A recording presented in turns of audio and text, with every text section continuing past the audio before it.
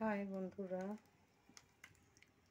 দেখো সেই সস করছিলাম কালকে, তোমাদেরকে ভিডিও দিয়েছি শর্ট ভিডিওতে। আজকে দেখো,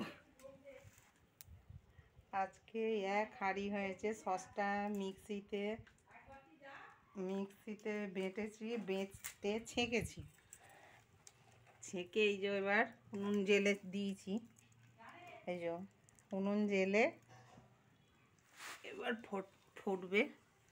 তারপরে নুন দেব, সস দেব, ভিনিগার দেব, কাশ্মীরি লঙ্কার গুঁড়ো দেব।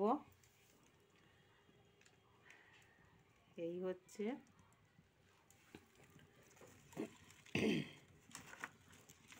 সস তৈরি।